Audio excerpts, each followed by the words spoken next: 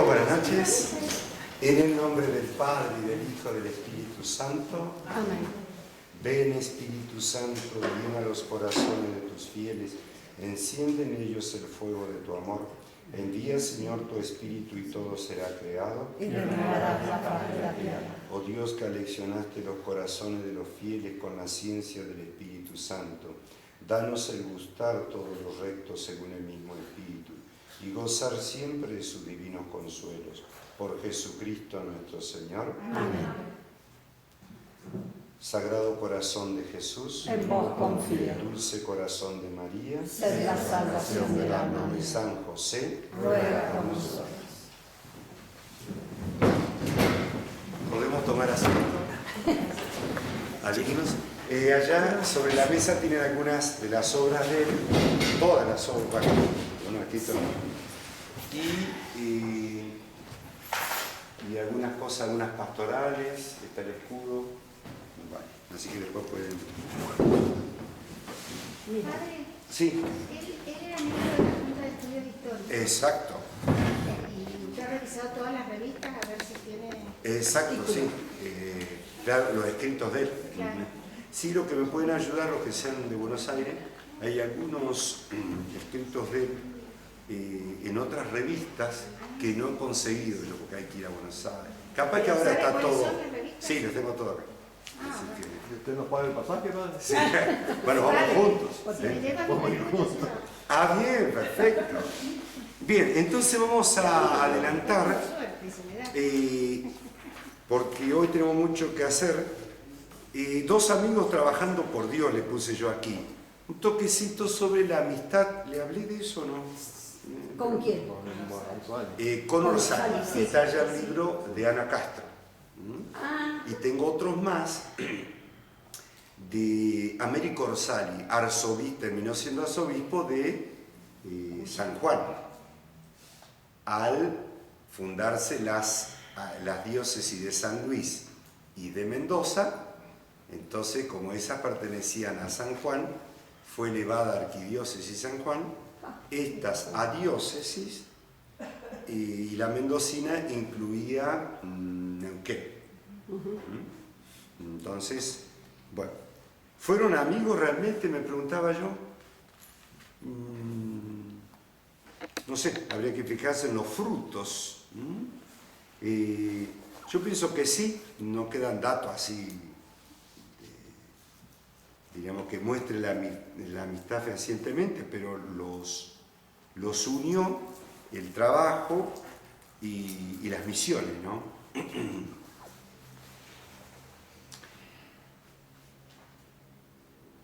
En primer lugar, avalaría esto, que fueron amigos, primero el arco histórico de sus vidas, que están los dos mueren en el 40. Aunque Monseñor Orsali ya era obispo, ¿se acuerdan? Desde el 12, de 1912. Casi todo el sacerdocio y episcopado de Monseñor Verdaguer se desarrolla bajo el gobierno de Monseñor Orsali. Asistió a la consagración de obispo de Monseñor Orsali. No sería errado pensar que muchos de los ideales de Monseñor Verdaguer, de joven sacerdote, se vieron reforzados y potenciados por los mismos ideales que animaran a Monseñor Orsali. Su lema de obispo, ora et labora, de Orsali. El programa de su vida dejaba a sus religiosas, todo por Dios y por el prójimo. Serán copiados por Monseñor Verdaguer a la hora de vivir su episcopado y fundar su congregación religiosa. Bueno, también cuando se ha promovido a rector de San Juan, del Seminario de San Juan, que ya les dije, bueno, Monseñor se fija en él. Y también el impulso que le dio por el camino de la historia, eso fue de Monseñor Orsali. Y también, por supuesto, lo promovió al episcopado. cuando le escribe a las hermanas Rosarina, que es la fundación que hace Monseñor Rosali, a la superiora le escribe: ya me han echado de Mendoza y de San Luis, una vez que ya tuvieron sus obispos, ¿no? Pero lo han hecho con mucho bombo, discurso y fiestas. Ya les he dejado a sus obispos, Tibiletti y Monseñor Verdaguer. Me han costado unos 12 o 14 años de trabajo y de pedidos ante el gobierno nacional. Bien. Así que, bueno, dejo eso un poquito abierto posiblemente. Yo pienso que sí, que han tenido amistad, pero no. Cartas no hay. No, en esta. Bien, vamos al aspecto del historiador, que es el aspecto científicamente que más resplandece en él, ¿no? En 1917 escribe Cronología de Cuyo. Voy a traer los dos libros de él.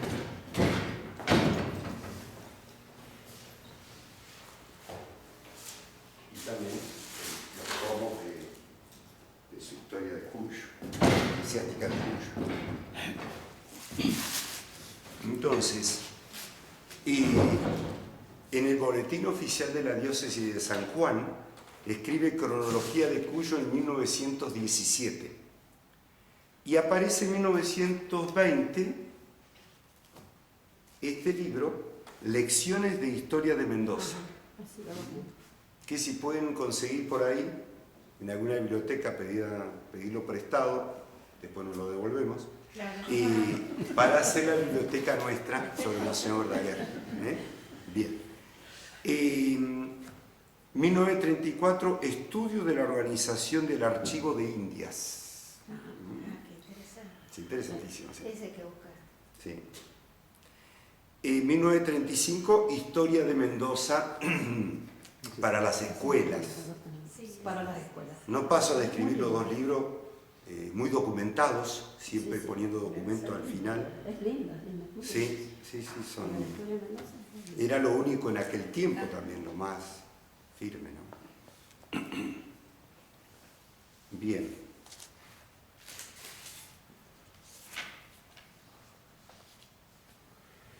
Redactó la parte correspondiente la región de Cuyo hasta la creación del Virreinato del Río de la Plata para la historia de la nación argentina. De Levene. Lo escribe él, le piden esa parte, ¿no? Artículos en revistas, influencia de la Iglesia en la civilización y cultura de Cuyo. Esa no la he encontrado, así que tendrá muy buena nota el alumno que lo consigue. Está Boletín de la Junta de Historia y Numismática Americana. Bien. La provincia de Cuyo eclesiásticamente considerada en revista Estudios. No pude hacerme el tiempo de ir hasta allá. Además me pierdo en Buenos Aires, así que. El canónico José Lorenzo Guiraldes, con el que es aceptado como miembro de número en la Junta de Estudios, aquí en Mendoza. También hay un trabajo inédito sobre el origen del Poder Judicial. Vaya a saber dónde estará. Está interesante ese. Dice: un trabajo inédito sobre el origen del Poder Judicial fue muy bien aprovechado por el doctor Cicerón Aguirre en su conocida obra sobre la materia. Y lo cita esto el Boletín Oficial de la Diócesis de San Juan. Otra cosa que no encontré, ¿no? Un trabajo sobre el Fray Justo Santa María de Oro, con motivo de los funerales en sufragio de su alma, 1936, al cumplirse el centenario de su fallecimiento. Bueno, uno de los trabajos. Importantísima conferencia en la reunión bianual convocada por el cardenal primado Monseñor Santiago Copello sobre la conservación y promoción del arte y la belleza en los bienes culturales de la Iglesia. Esto me parece que lo pongo al final del libro, o aparte, porque es muy importante en aquel tiempo en que surgía todo, por impulso de León XIII, todo un movimiento histórico dentro de la Iglesia, porque precisamente la masonería, el liberalismo, habían tomado la bandera de la historia y claro, la levantaban en contra de la Iglesia. Como la forma de hacer historia, siempre fue seria la Iglesia, pero no se trabajaba como en el siglo XX documentando necesariamente lo que se afirmaba, se había encontrado. Pero es una nueva forma de hacer historia. Y bueno, entonces esta conferencia es muy, muy bella y muy importante porque les dice a los obispos que es necesario en la formación de los seminaristas promover la historia, promover el arte, conservar los archivos, cosa que ya había hecho, como ustedes saben, de sacerdote joven. Pero eso no estaba mucho en el ambiente de la formación sacerdotal.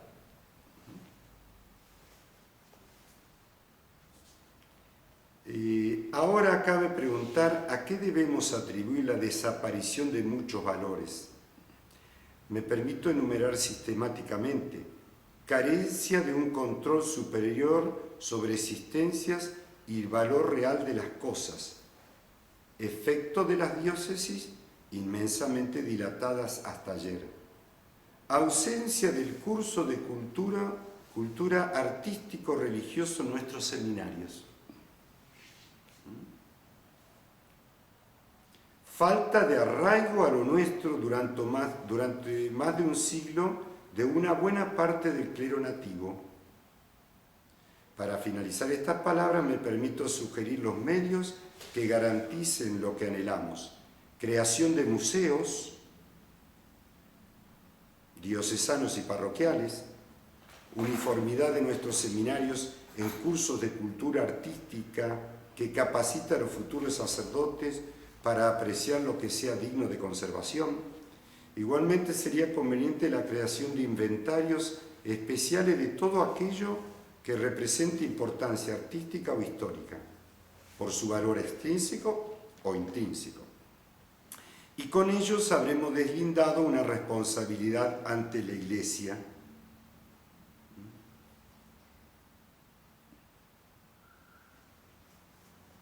Bueno, él fue, con este discurso, movió al episcopado y está en el inicio de la Junta de Historia Eclesiástica Argentina y de su revista, Archivium. Así que es importantísimo en este campo, ¿no? Bueno, precisamente la destrucción que creó el modernismo, saben, alrededor de la mitad del siglo XX, que fue una destrucción terrible de retablos, de imágenes, de ornamentos, de cálices, bueno, todo lo que era, precisamente se explica por la falta, porque uno podría decir, bueno, no lo trabajemos del lado de la fe, pero sí desde el aspecto cultural, artístico. Se quemaron obras impresionantes. Bueno, acá ustedes sabrán, se quemaban, los sacerdotes tomaban y hacían fuego en los patios, Sí, y se tiraban los retablos, los ornamentos, porque todo eso era viejo, o sea, se ve que no se escuchó mucho este impulso que dio Monseñor Verdaguer, ¿no? Bueno, pero la obra mayor de él son estos dos pequeños volúmenes, que ya los habrán leído, ¿eh? Los invito, es entusiasmante, ¿eh?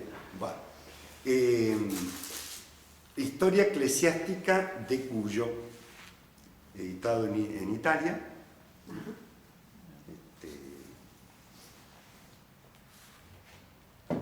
Bueno, es la obra máxima de él, ¿no?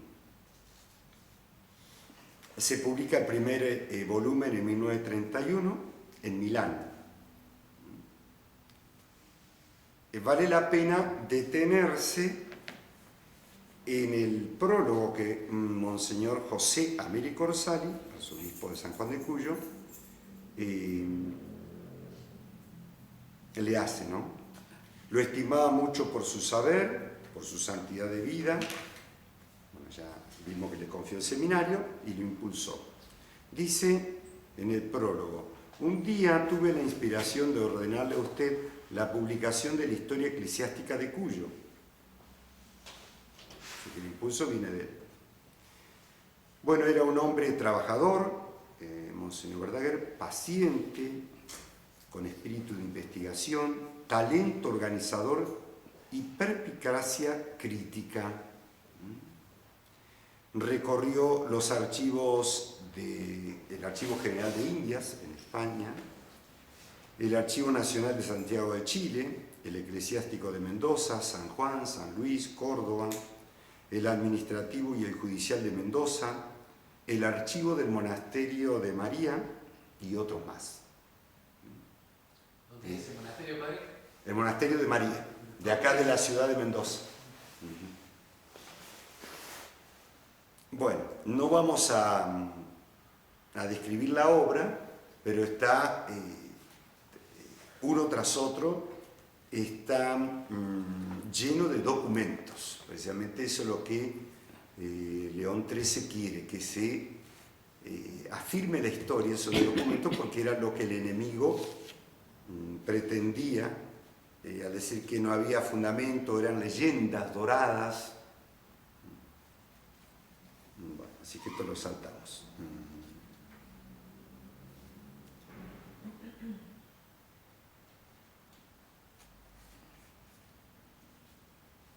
Uno de los campos más atacados era la historia, y particularmente la historia argentina, que se pretendía presentar sin sus debidas y claras raíces católicas. Entonces él comienza a escribir en el Porvenir, que era el diario de la diócesis, y en el boletín oficial de la diócesis de San Juan, y empieza a publicar en ese medio mientras va preparando estos dos volúmenes, ¿no? Sería muy útil su obra como fuente de información, dice Monseñor Orsali en el prólogo, para los aficionados a los estudios históricos, y les servirá de base para hacer filosofía de los hechos narrados y explayarse en muchos tópicos. León XIII, fin del siglo XIX, abre los archivos secretos vaticanos con el terror de la Iglesia, que dice no pueden entrar, y los abre porque dice la Iglesia no tiene temor a la verdad, al contrario. 1883. Así que ese es el primer impulso. Bueno. Se crea una comisión de cardenales allá en Roma, y surgen varios institutos de investigación histórica, y bueno, fíjense qué bien Monseñor Orsali, cómo van recibiendo esos obispos, no todos, pero algunos que se destacan por santidad, las órdenes de Roma inmediatamente la ponen en acción.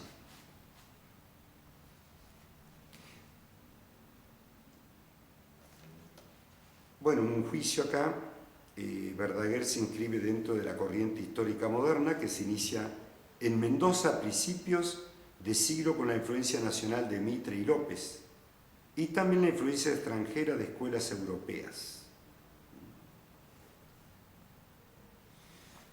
Verdaguer es fundador y miembro de número de la Junta de Estudios Históricos de Mendoza, ya eso lo saben, ¿no? Que había sido creada en 1923. pero que se perdieron todos esa primera parte. Recién en el 34 se refunda y él ahí comienza como fundador.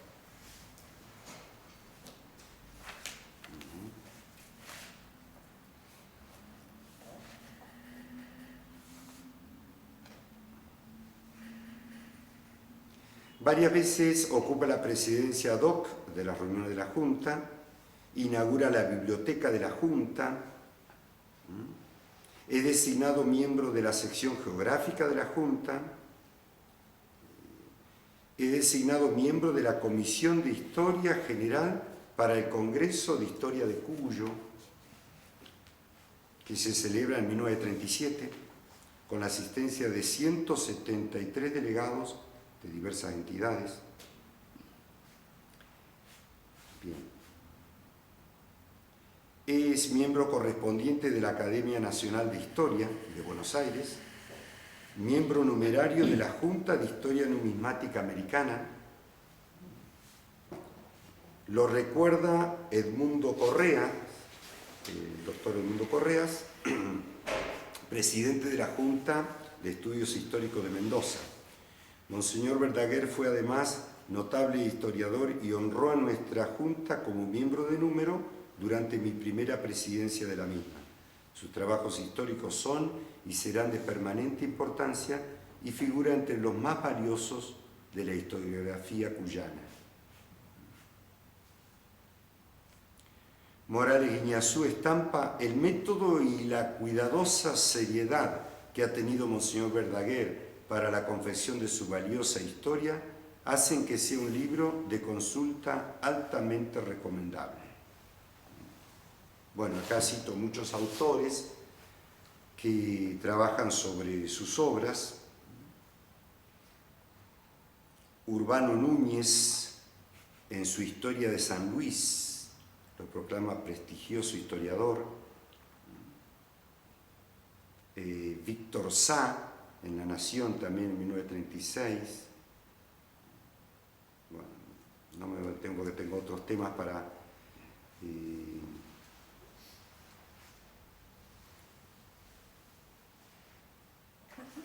fin.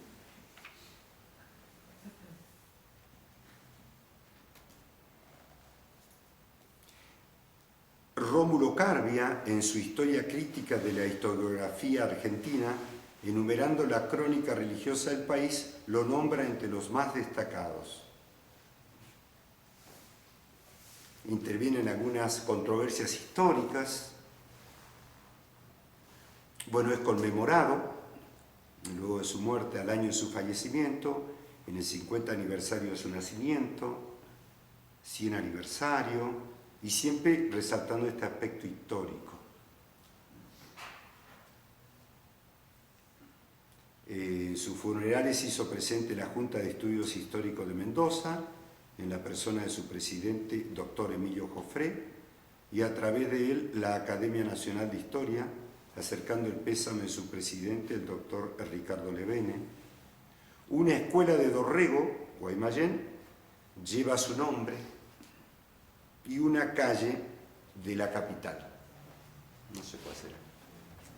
¿Dónde estará? Creo que es paralela a Costanera. ¿Ah, sí? No está la iglesia ahí en la 7. El otro día iba caminando por ahí. Ah, El puesto del auto dice pasaje es Chirita, ¿verdad? ah, bueno. Claro, ahí. Claro, pues. Sí, que Sí, la iglesia es verdad. Muy corta le dieron la cosa. Bueno, por supuesto, este esfuerzo histórico, esta pasión histórica la pone al servicio de la Iglesia, ¿no?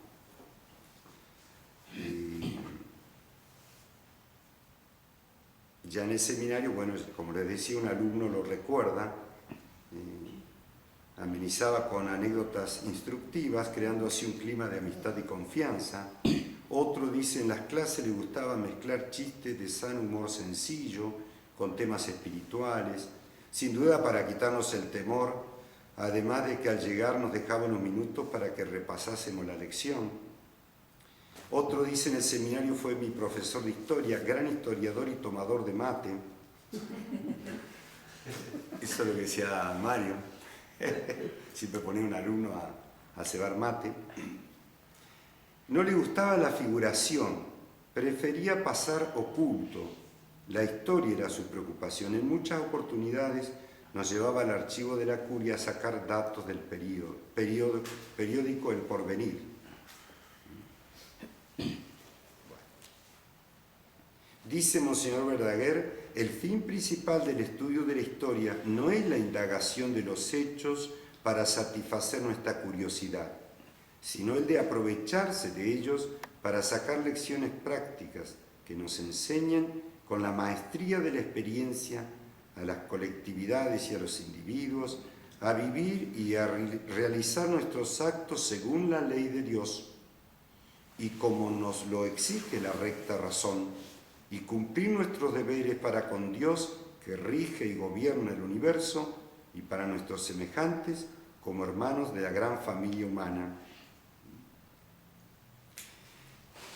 Por supuesto también el amor de la historia que lo lleva al amor a la patria. Señores, digna de todo encomio es la actitud de la Junta de Estudios Históricos de Mendoza al procurar rehabilitar la memoria de los mendocinos ilustres, que ya pasaron, muchos de ellos completamente olvidados. Es este un acto de justicia y de reparación. Reparar significa, en nuestro concepto, tributar a una persona los homenajes que le son debidos por sus méritos, olvidados o desconocidos. La idea de reparación implica la idea de un mal que desaparece y la de un bien que le sucede. ¿Cuál es el fin de reparación en nuestro caso? Hacer conocer y poner de manifiesto las virtudes de aquellos que nos dieron patria y se sacrificaron por ella, para que nosotros sigamos sus huellas. Y así como ellos, también nosotros seamos la honra de nuestro pueblo, consagrando nuestras inteligencias y nuestras fuerzas, cada uno según su capacidad y aptitudes, al bien de la patria. Bueno, hay texto muy lindo acá, pero son muy largos. Se ilusionaba él con este fervor histórico que estaba a lo largo y a lo ancho de la patria y de América, de que los centros de historias se reunieran, se relacionaran y trabajaran juntos. Precisamente la tenía clara. El mostrar el hecho histórico ya muestra la grandeza de la Iglesia Católica, la santidad, y disipa toda mentira.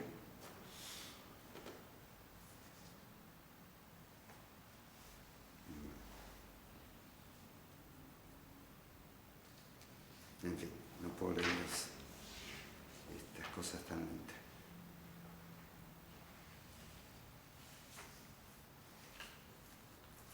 Bueno, después pueden revisar entonces los libros que están aquí a mano y, como les decía, quizá algunos llegaron tarde, rescatar de las casas, de los lugares, y poder hacer aquí en nuestro priorato un lugarcito de Monseñor Verdaguer. Justamente yo encontré uno, le dije al padre Trejo y me emocioné porque encontré la firma de él y se lo regalé, le pedí el permiso para regalárselo a las monjitas. Y después me empecé a encontrar varios más, ahora tengo como 4, 5, 6. Me lamento habérselo regalado al museo de ellas, porque ahora podemos hacer el nuestro. Bueno.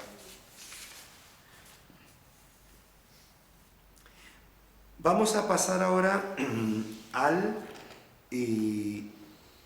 tema de la educación.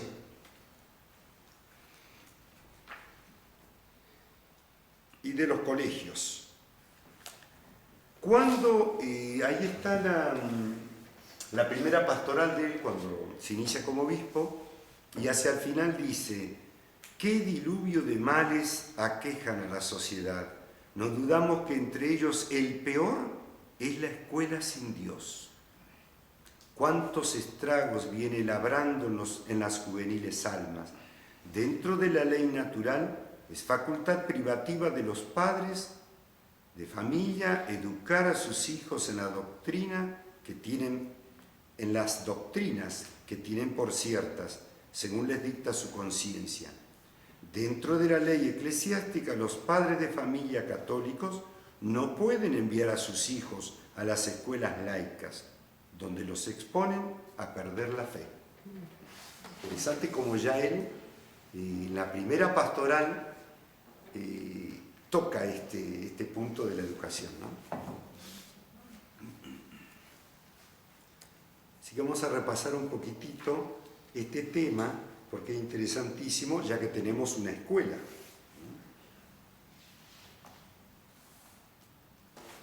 Desde sus primeros años de cura se preocupó por el problema de la educación de la niñez y un día puso todo su empeño y tenacidad silenciosa para llevar a Mendoza a los hermanos maristas, que tan buenos frutos de la educación han aportado en la provincia. Eso dicen los sanjuaninos en el boletín oficial de la diócesis. Las escuelas católicas acá en Mendoza, Neuquén, eran 20 repartidas entre 8 para niños y 12 para niñas. Las secundarias eran 7, 3 para varones y 4 para mujeres. Total de alumnos llegaba a 4.000 alumnos.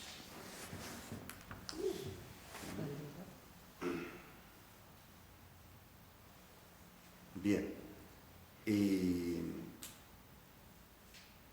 Pero, como ya les adelantaba la otra vez, con este anhelo de, así como la historia se enfrentó al tema de los enemigos de la masonería, de la historiografía liberal, él va a hacer una jugada, por así decir, una movida concreta con la llegada de los maristas. Justamente se le llama el fundador de los maristas de Mendoza y de San Rafael. Exalumno, como ya saben, de Gerona, España, gozará de un colegio dirigido por sus formadores, por los mismos hermanos maristas.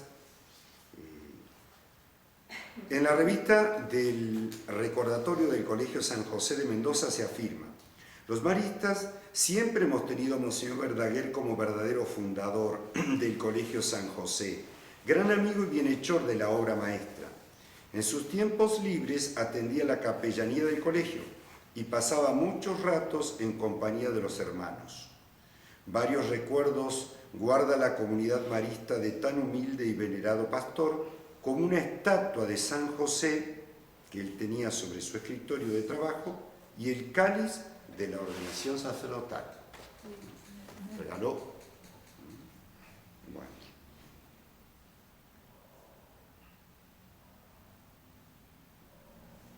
La acertada iniciativa de Monseñor Verdaguer de incorporar a nuestra ciudad a los hermanos maristas, excelentes maestros de la juventud, ha venido a satisfacer un arduo y complejo problema de conciencia, provocado y ahondado gravemente en los últimos años del siglo XIX y principios del XX por el liberalismo y la filosofía atea de los propugnadores de la escuela laica.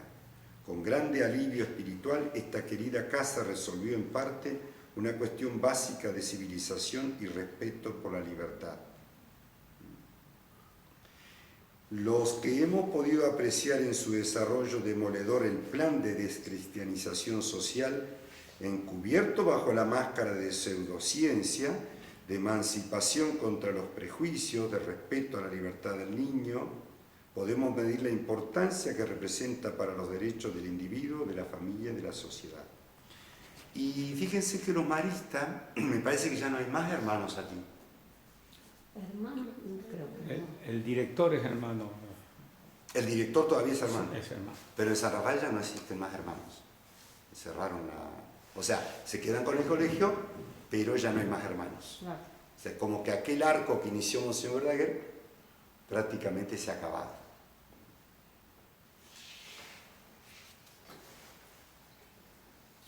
Bien. El hermano marista Beremón cuenta un poco la historia. Ya le decía la otra vez que él, cuando viaja a España, inicia este trato, esta relación con los hermanos, donde había sido formado, para atraerlos. Recuerda este hermano marista, siendo párroco de la iglesia matriz de Mendoza, concibió el proyecto de fundar un colegio marista mendocino. Los superiores locales de la República Argentina no podían o no querían apartarse tanto del centro para enviar una comunidad aislada a más de 1000 kilómetros de Buenos Aires. Ahí está la respuesta, que el otro día preguntaban si había sido fundada primero aquí. Ya había en Buenos Aires. Y parece ser que... San José de Buenos Aires está en el Champañá, que soy exalumno, así que Ahí está. guarda lo que vaya a decir el porteño. Exacto, ese dato me lo había... Y el San José era, pues jugábamos al fútbol contra el San José, porque los maristas eran muy deportistas también. ¿Y contra quién jugaban? Contra el San José, que eran maristas también de Buenos Claro, Aires. había como 2 escuelas maristas. Claro, el San José y el Champañá. Sí, ahí. No, y la de Luján. De Luján había otro. Sí. Pero las más viejas eran Quizás es posterior esa, sí. Sí, Así que ahí el hermano lo nombra, ¿no? En Salta también está un colegio muy antiguo de los países. Ajá.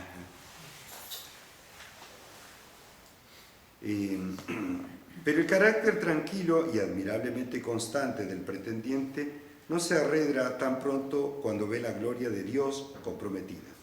Quería un colegio para la sociedad mendocina y lo quería marista. Bueno, ahí dice que en 1913 viaja a Gerona, de ahí viaja a Turín, se encuentra con el superior de la congregación,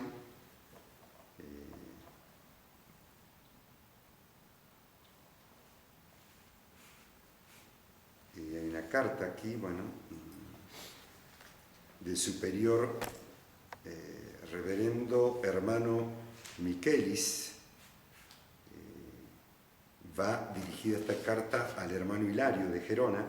El señor cura de Mendoza me hizo la mejor impresión cuando estuvo en esta, y es intención mía favorecer la fundación de un colegio en esa ciudad por donde pasé al ir a Chile. Su importancia tanto por su situación no se discute, y la presencia de tan buen amigo de la congregación es un nuevo estímulo. Mucho de su dinero, de su influencia. Con gusto comprometería desde ya la presencia de 3 hermanos para el mes de marzo del año próximo, pero conviene esperar la vuelta del hermano de Mendoza el mes próximo. Sírvase pues decir al señor cura de Mendoza que estamos dispuestos a atender a su pedido. Recuerden que él era párroco de San Nicolás. ¿En qué año, padre? Y bueno, él lo trae en 1917, es cuando deja la parroquia, y es cuando tiene el consuelo, que van llegando los hermanos. ¿Se acuerdan que ahí tiene esa prueba espiritual? O sea, van llegando, sí, a conocer y a establecerla, como todo colegio, los primeros pasos. Y 1915 dice, siempre estamos con la intención de fundar cuanto antes el colegio que se sirvió ofrecernos en su parroquia y que con tanto empeño está preparando. Ve ya 1915. Pero con los trastornos de la terrible guerra europea es imposible. Entonces, no fue en el 16, sino en el 17 propiamente. La idea pues se convirtió en obra, la posibilidad en realidad, la potencia en acto. Vio así el entonces señor cura de San Nicolás realizadas sus esperanzas. Su humilde constancia y sus oraciones recibieron su fruto en sazón. El hermano Agricio, al frente de 3 hermanos más, abrió el colegio San José de los hermanos maristas. Calle 9 de julio, número 1212 de Mendoza. Tuvieron varios. Frente a la Plaza España. Claro. Ajá. No, entre Espejo y Y Sarmiento. Después se trasladaron a otro. En 1200 es entre Espejo y Y Necochea. Necochea. Frente a la Plaza San Martín. No. Ejecutivo de Necochea, la Plaza San Martín. Abrió el colegio San José de Mendoza y prosperó a pesar de muchas dificultades y algunas intrigas. Qué raro. Como otra cosa, ¿no? toda cosa de Dios. Venció la humildad, el trabajo tesonero, el sacrificio. Venció Dios, venció San José. El crédito.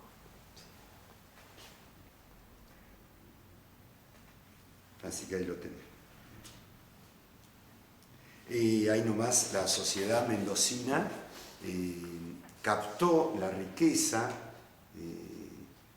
de la educación marista y empezó a enviar sus hijos, ¿no? Y al poquito tiempo tuvieron que trasladarse. San Martín.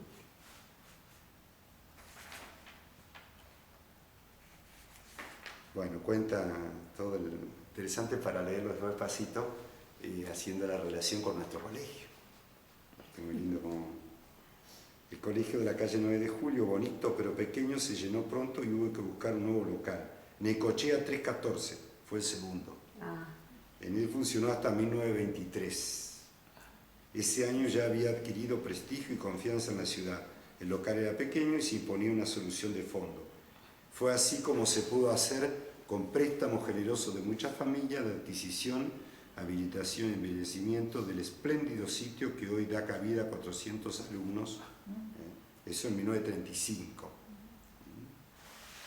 Y siempre con el corazón en la boca, que no llegamos, que los alumnos, y la contra de algunos del gobierno y también de otra parte.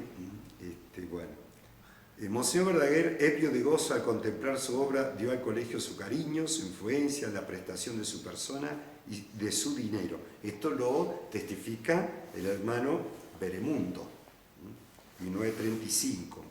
Su cariño nunca desmentido. Desde un principio era el compañero de los hermanos y el sostén. Su gusto era pasar un rato libre con ellos para informarse de la marcha de la obra, alentando siempre sin jamás entrometerse lo más mínimo en nada.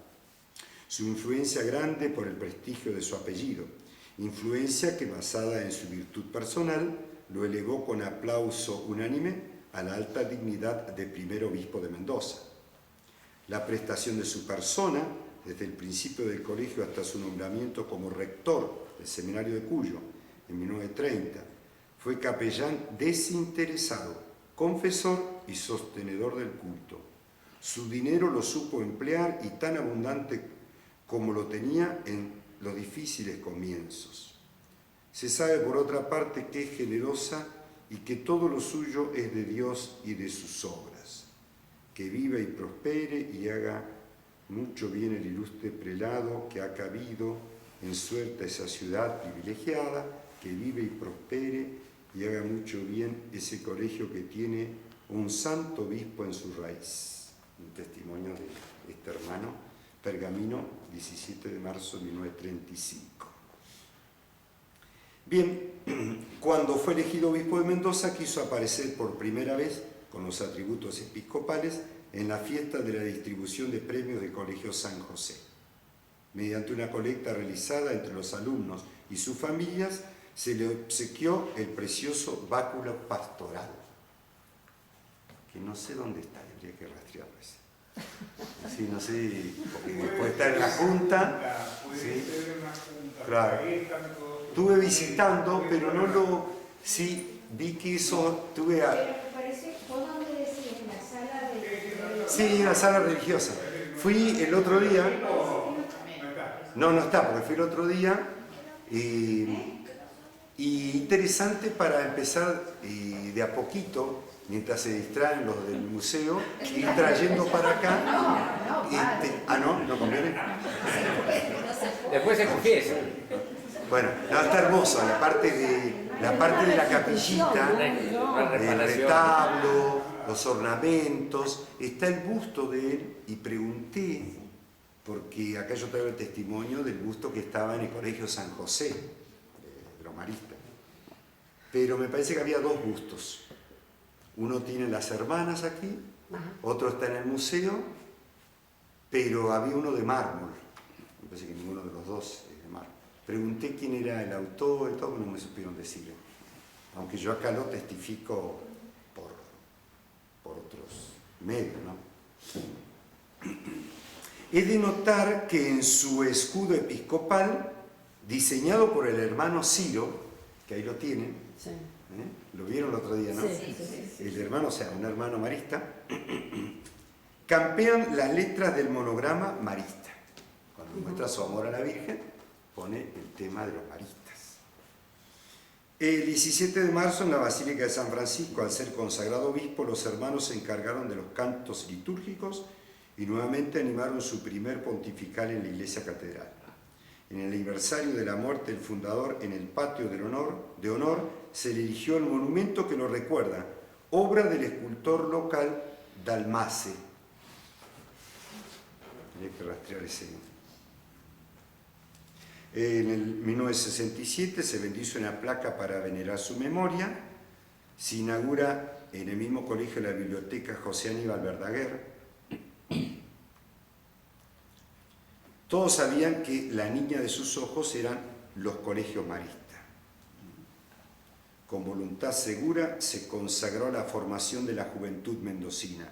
Grande fue el interés que se tomaba por todos los colegios dirigidos por comunidades religiosas. También en la primera pastoral hace referencia a las congregaciones que se dedican a la educación. Pero de un modo especial amaba el colegio de los hermanos maristas por el fundado. Todavía parece que nos contagiaba la alegría que experimentaba al narrar la fundación en San Rafael, del segundo colegio de los hermanos maristas.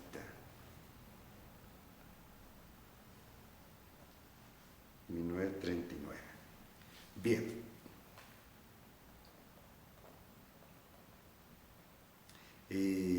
Hay una poesía, ya que hablamos de poesía. La limpia gloria exaltamos de Verdaguer, santo obispo, que enriqueció de virtudes todo el suelo mendocino, y con su sabia palabra, que tuvo sabor de hechizo, fue guía de corazones hacia el eterno destino, y con su sapiente pluma, que fue venero riquísimo de cautivantes lecciones y concienzudos escritos, alzó firme monumentos de sabios y buenos libros que de Dios y de la patria guardan los acentos vivos. Una poesía del hermano León Gonzalo, honrándolo. El himno del colegio lo nombraba: himno vibrante entonemos al colegio San José, que en la tierra mendocina es solar de patria y fe. El nombre ilustre exaltemos del obispo Verdaguer, fundador de este glorioso lar de virtud y saber. Así que bueno.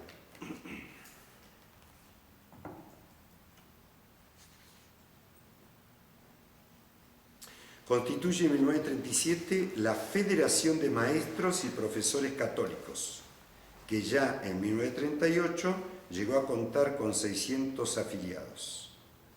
En noviembre de 1937 crea por decreto el Consejo Escolar Católico para unificar las acciones de los colegios católicos para una mayor eficacia, tanto en el ambiente local como por las gestiones ante las autoridades de la provincia y de la nación. 1938 uniforma los planes de estudio de los colegios católicos y permite dar título de maestro de religión a muchos jóvenes. Un compañero de seminario lo recuerda, ha metodizado la enseñanza catequística, transformando la niñez y adolescencia, ha estimulado en toda forma los institutos docentes católicos, señalándolos al público como faros de esperanza y salvación futura. La directiva que asignara San Pío X en la Constitución Acervo Nimis para toda la Iglesia y que le recordara a su obispo Monseñor Marcolino del Carmelo Veramente en su designación como párroco de la Iglesia de San Nicolás, lo acicatearon toda la vida. decía el obispo y explique la doctrina cristiana en todos los días festivos, sin excepción alguna, según lo dispuesto por el sumo pontífice Pío X en su constitución Acervo Libris. Así que respondía a ese impulso, ¿no? Los fieles fueron testigos de este esfuerzo. Promovió con entusiasmo la intensificación de la enseñanza catequística y para mejor lograr este fin fundó la Congregación de Religiosas, que eran cooperadoras de los párrocos. Ella las crea para ir a dar catecismo y desde el catecismo llevar a la adoración del Santísimo, desde el catecismo al sagrario. Uy, ¿Y qué pasó después? ¿después de qué? ¿Y después? ¿La congregación? Sí. Justamente tenía que hablar ahora, pero me fui, me quedan 5 minutos. Así que voy a hablar de la fundación de la congregación, que está, como les decía, aquí cerquita. La fundó con este fin. Catecismo, y fíjense cómo se une ese tema con nuestra fraternidad. Catecismo de San Pío X. Y también en el aspecto de Jesús Eucaristía. Ellos tenían que ir 15, 20 días antes al lugar donde iba a ir Monseñor a remozar, remover, enseñar, preparar a la gente para que cuando él llegara y diera los sacramentos, tuviera la gente un poquito preparada. Esa fue la idea muy linda. Así que bueno, era un punto que iba a tratar, pero no llegué. Así que vamos a... los voy a citar para la próxima, última, fundador de las Hermanas Catequistas de Jesús Sacramentado. Y para ver el tema más importante, así que no pueden faltar, de si en él hay vetas de santidad. Ajá. Porque o sea, ya tienen que empezar a pedir milagros, como decíamos, para ponerlo a prueba. Decirle, Monseñor Verdaguer, vamos a ver si sos tan santo como dice. Como algunos dicen. Entonces, y la próxima vez espero dar con tiempo el tema del cuerpo incorrupto. Me parece que uno de los signos muy importantes, y después vamos a ver las virtudes de él y los amores de él. O sea, ya la parte directamente de los quilates espirituales que tuvo él, ¿no? Padre, ¿en qué año funda las Hermanas Obreras? En el 37. En el 37. Sí. 3 años antes de morir. Exacto. Y ya van a ver cómo lo funda. Porque dicen, ¿y cómo lo fundó? ¿Y por qué lo fundó? ¿Él tenía ganas o idea de fundar? No sé. Todo eso, la próxima clase. Bueno, es mucho, pero bueno, la idea es reeditar esto para que podamos gozarlo.